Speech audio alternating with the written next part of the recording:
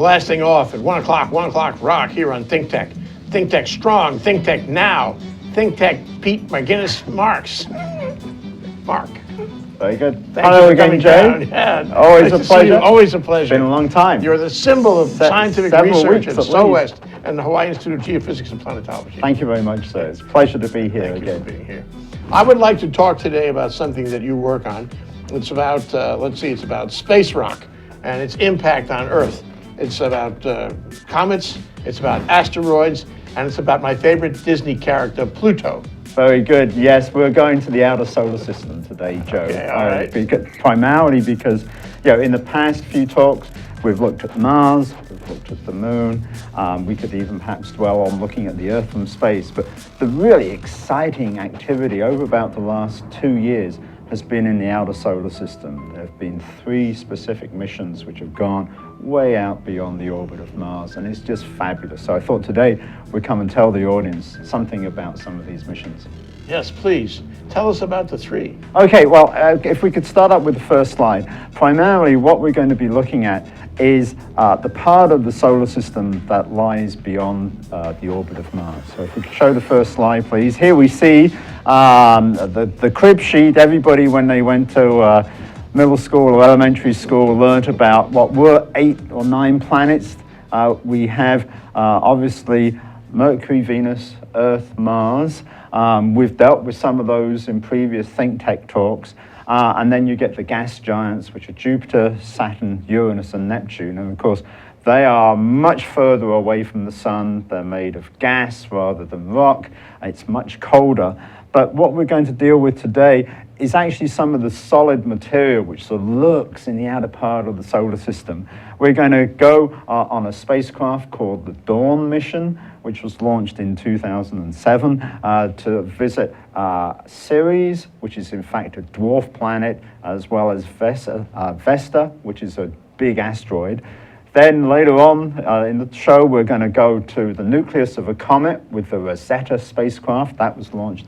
What an exciting day. And then we're going to go and visit your favorite Disney character, Pluto, which the New Horizons spacecraft flew by July 13th last year. All right. So if that's a good enough agenda for you, let's move straight ahead. We've got a shortened show, so let's look at, this is Vesta. This is an asteroid. It's the 4th largest asteroid, and it's about 800 kilometers across. As you can see, it's heavily cratered. Those circular features are holes in the ground which were produced by meteors hitting the surface. We actually think we have meteorites from Vesta, so we know the composition, at least of the surface material. It's made of actual basalt rock, very similar to what we have here in Hawaii. The Dawn spacecraft, Dawn is the name of the entire mission, is using ion propulsion. So first of all, it went into orbit around Vesta. Then around about 2014, it nudged itself out of orbit around this little asteroid. We can control that? We can control that from Earth. And then it went zipping along, and in the next slide, we should see it went to another small body. This is Ceres. Ceres is big enough, it's about 1,200 kilometers across, so it's much smaller than, say, the distance between Hawaii and California. What we're looking at is topography where red is high and blue is low and green's in the middle. That's not the real color. That's not the real color.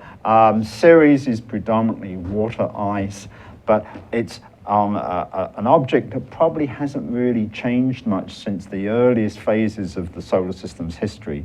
If we go to the next slide, though, we will see that there's some fascinating landforms. This is a crater that is perhaps the size of Oahu, so it's about 75 kilometers across.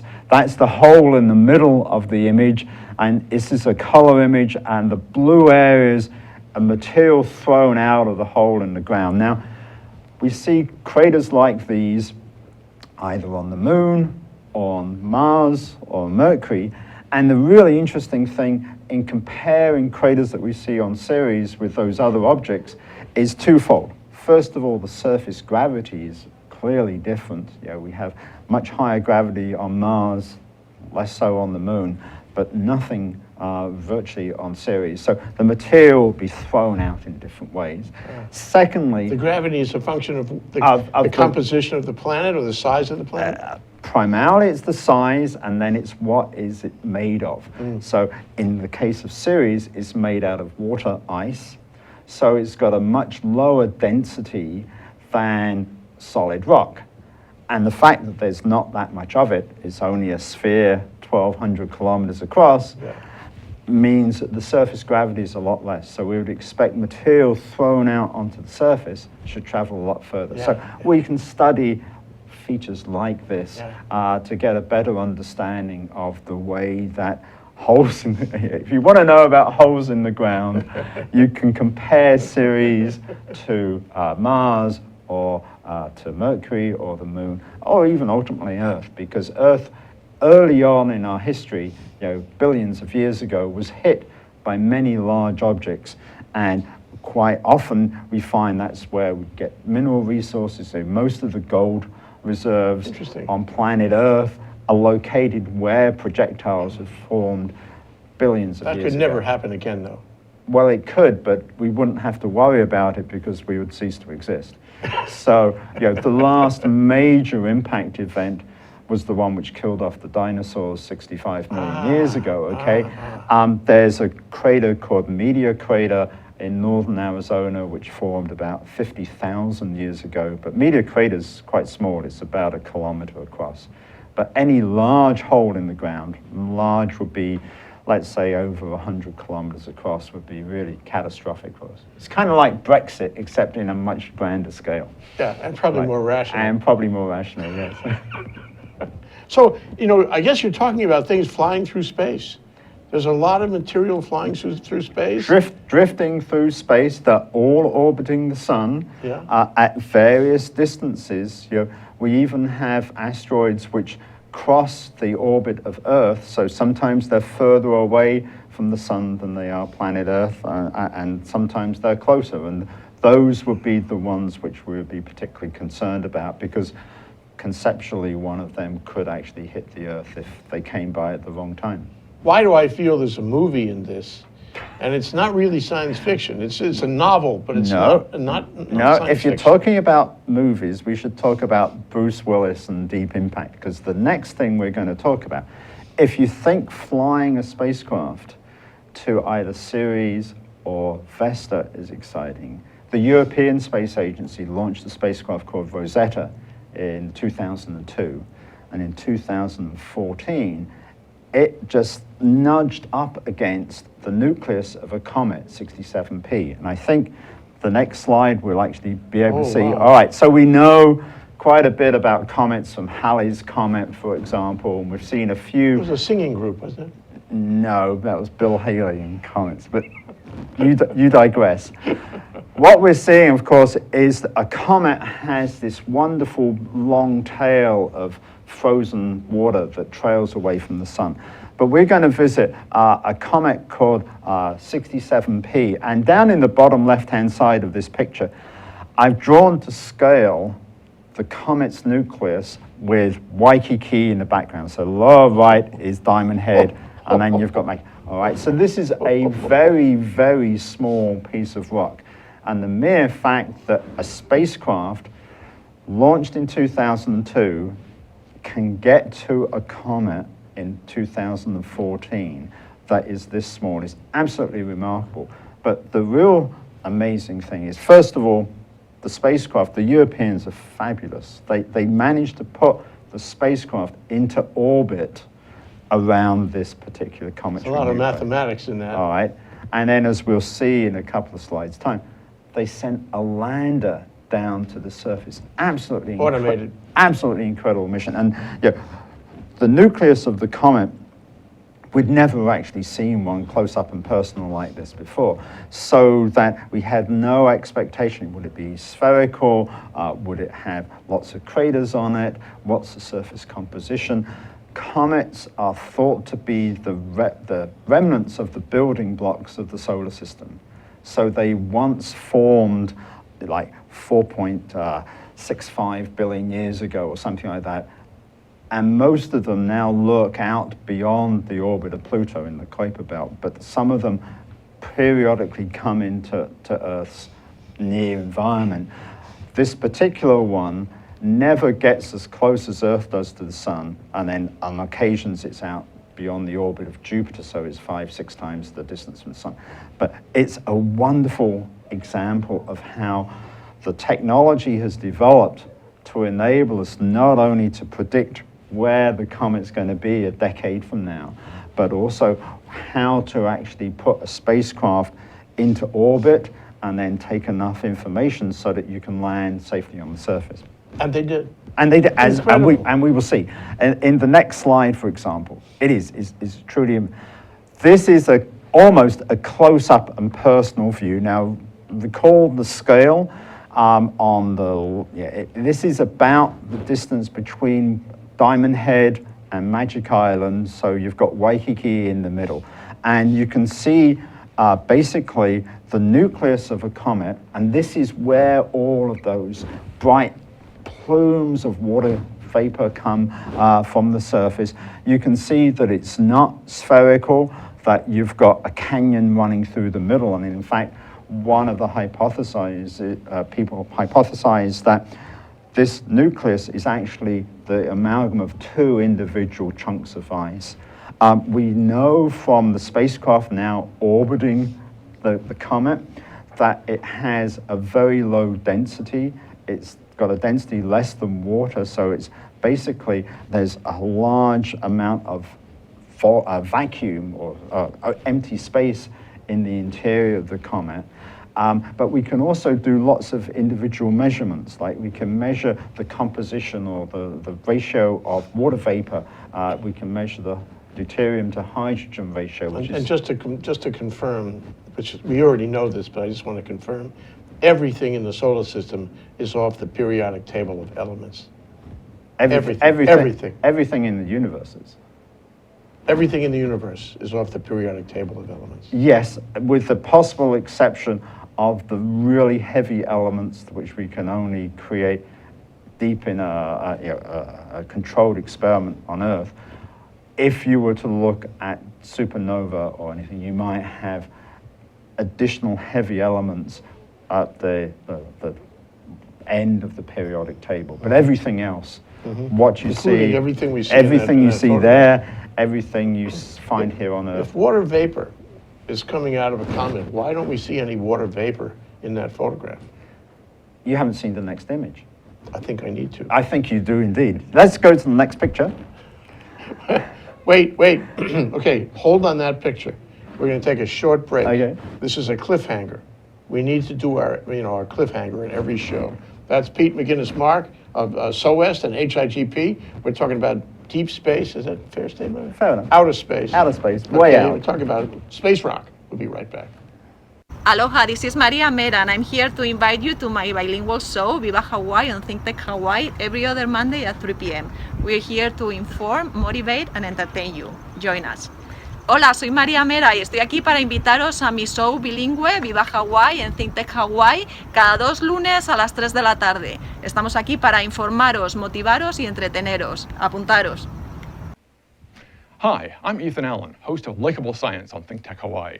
I hope you'll join me each Friday afternoon as we explore the amazing world of science. We bring on interesting guests, scientists from all walks of life, from all walks of science, to talk about the work they do, why they do it, and moreover, why it's interesting to you, what the science really means to your life, its impacts on you, how it's shaping the world around you, and why you should care about it. I do hope you'll join me every Friday at 2 p.m. for Likeable Science. Bingo, we're back with Pete McGinnis-Mark, and we're having it's kind of like science fiction without the fiction, it's fact. We're flying Almost in science. outer parts of the universe. Science exploration, if nothing else. Thank you. Okay, we're back to this fabulous picture you have. Back to reality. Let's look at the next slide. All right. So, Jay, you asked me about, well, why don't we see all of the plumes of water vapor coming off? And indeed we can. And what we're looking at here on the left-hand side is an image of the nucleus of the comet. And you might be able to see that there's 2 pictures at the top right. And these are computer enhanced. They've turned up the gain so you can see the brightness levels. The middle one, the one with the white surround, actually shows a hole in the comet. And this is a vent, or the source of a big gas plume that's streaming out into space. And you can see the plumes on the top right-hand image, for example. And some of these plumes extend hundreds of kilometers off of the surface of the planet. And down in the bottom's a little cartoon suggesting what it might be like.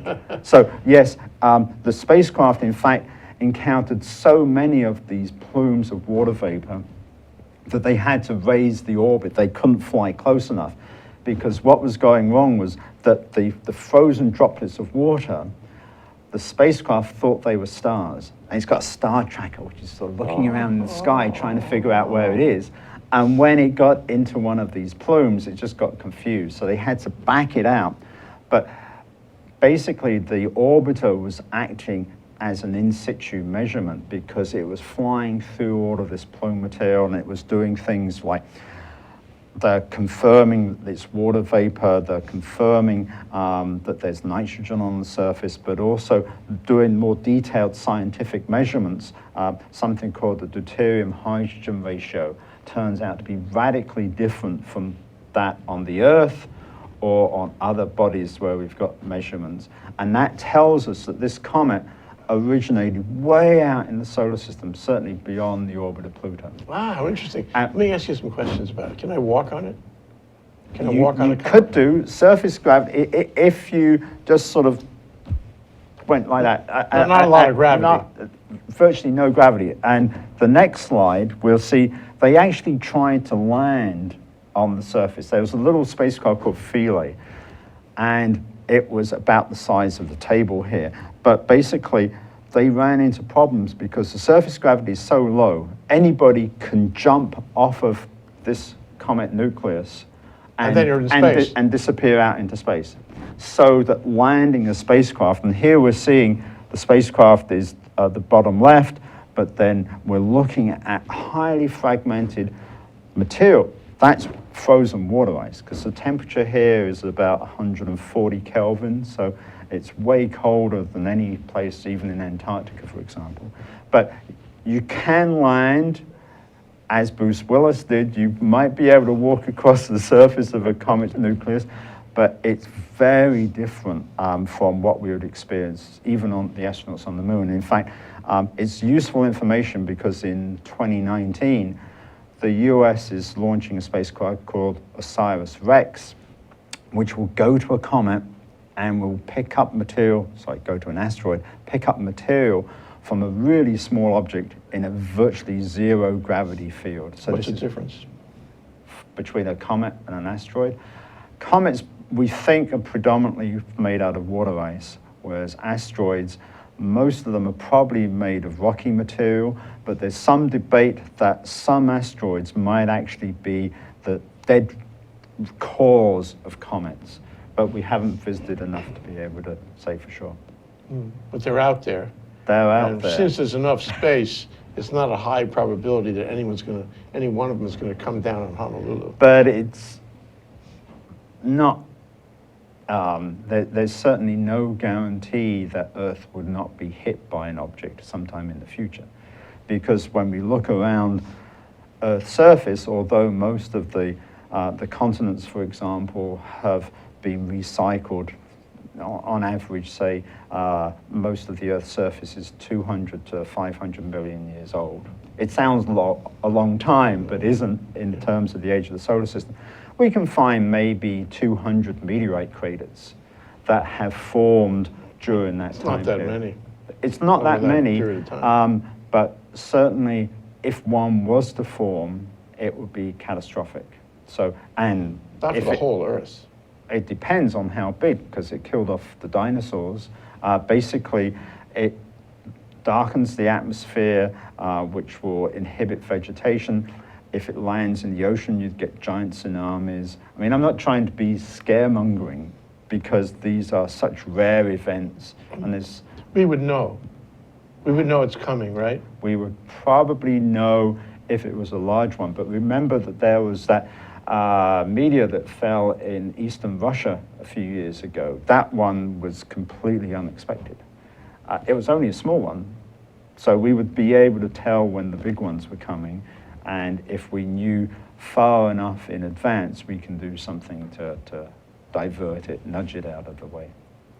Shall we Really? go on to Pluto, though? Please, we need to talk about Pluto. Because Pluto, despite being a Disney character, is fascinating. There was, yes, it's small. It's about 2,200 kilometers in diameter, so it's smaller than our own moon, for example. And it's so far away from the sun. It's about 39 times further away from the sun than the Earth is. You call it a planet? I call it a dwarf planet, all right? And the reason that that category has been created is that we now know that further away from the sun than Pluto, there's a whole population of similar-sized objects. So that Ceres and Pluto and these other objects, which are called Kuiper belt objects, form their own third class of objects in the solar system. But Pluto is so far away, the New Horizons spacecraft, which was launched in 2007, flew by Pluto really fast July 13th last year, and this is what it saw. And so, unlike our expectations where we thought it would be just a dead world with no obvious variations across the surface, what you can see is twofold in this picture. First of all, there's some areas which have a lot of craters, and other areas like that white splotch, which is about 600 kilometers across, informally called Sputnik Planum, after the first spacecraft to orbit the Earth. And in detail, on the right-hand side, you can see that there's fractures and there's meteorite craters and that sort of thing. Pluto turns out to be a really enigmatic small world because it's so small we were expecting it to be a dead world. In fact, as we look closer and closer in the next image, the next picture, we'll see that it looks like a frozen lake. Now, the real cool thing about Pluto, pun intended, is that we're at a temperature of about 40 degrees Kelvin, 40 degrees above absolute zero. So you're seeing geological processes operating materials that are probably either frozen water ice, frozen nitrogen, something completely different from what we find here on the Earth.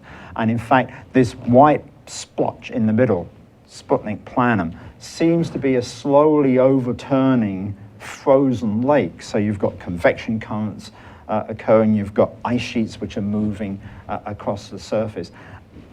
But the temperatures are totally bizarre. On a planet or a small planet with a surface gravity that might be only a tenth of what it is here on the Earth, a temperature that is bizarrely cold, you're seeing active geologic processes, and it's just wonderful. And in the next slide, Is that water, by the way? Or no, is that... some of it is water, Yeah. some of it is frozen methane, and there's probably other exotic ices there as well. And Pluto also it is unusual. This is an oblique view that New Horizons took. We're looking at the bottom left at mountains that are over 3 kilometers high. So there's a lot of topographic relief. But you can see all those lovely, very linear curving things up at the top of the image.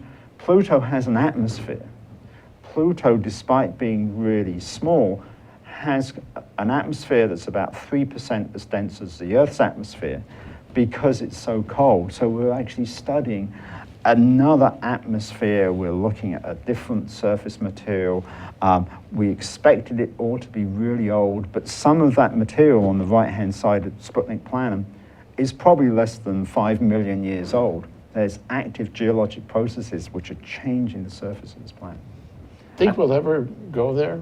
That is not in our lifetime. It's so far away, you have to go really, really fast to cut the travel time down to less than Within a a decade. lifespan, yeah. And then the problem is, if you're going really, really fast to get there, somehow you have to slow yourself down and stop to go into orbit.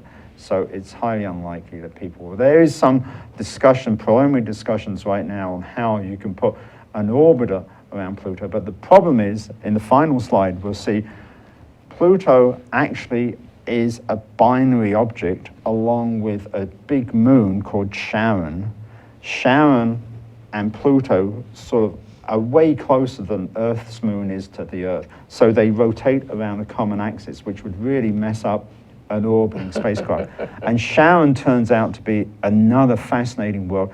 It's got deep canyons, it's got a whole series of frozen ices. That's why at the top left you can see this brownish color. The atmosphere is collapsing onto the surface because it's so cold. We've got unusual looking craters that seem to be fluidized mud and that sort of thing. So outer solar system, fabulous science awaiting to be done. If I go to the top of Mauna Loa, that's 13,000 feet, and that's, what is that, 2 miles? Yeah. Plus, 2 miles up. This is 7 miles. Yeah. In a planet which is a dwarf planet, much smaller than Correct. our size. Now, of course, the gravity is so much less, so that whatever rock material, whether it's regular rock like here, or more likely it's frozen water, super hard density because of cold temperature. Yeah, this is about as high as the summit of Mauna Kea is above the ocean floor. Not above sea level, Yeah. but above the ocean floor. Yeah, So yeah. it's a fabulous hunting ground Really for interesting new for science. science. There's so much there. Yeah. And the technology to get there, put the spacecraft into orbit, land on the nucleus of a comet, go zipping by in a matter of hours, Pluto, and make all these measurements. The technology needed to fly spacecraft and design them is This is the first amazing. time we've been able to see Pluto. That It's the close. first time ever, yeah. And it's only, what, a couple months? July of 2015. A year ago. Yeah, a year ago. That's remarkable. Yeah. This must make you very excited. Oh, it's wonderful. Sure beats working. Okay, well, how does UH Manoa get involved? Well, UH is involved in a number of ways. We're either looking at, say, the meteorites from Vesta. We're trying to analyze some of the color data. We're involved in, say, doing some mapping of some of these objects, so you really need to study them. Potentially, investigators at the Institute for Astronomy can be doing a whole series of numerical models, or that they observe series from Mauna Kea, for example, to provide essentially ground truth for some of these observations. There's a whole series of things. My group, Institute Geophysics and Planetology, is less involved in these 3 missions, but we're just cheering from the sidelines because it's the community's effort, and the community's just done outstandingly well over the last few years. These are really fabulous examples. Thank you for showing them to us, Peter. Okay, you're more than welcome, Jay. Pete McGinnis-Mark, PhD researcher at the Hawaii Institute of Geophysics and Planetology in SOAS at UH Manoa, joined us today to talk about Pluto, comets, and asteroids, the great field of space rock and its impact on Earth. Thank you so much, Pete. Thank you so much, Jay. Till the next time. Till the next time, bye-bye.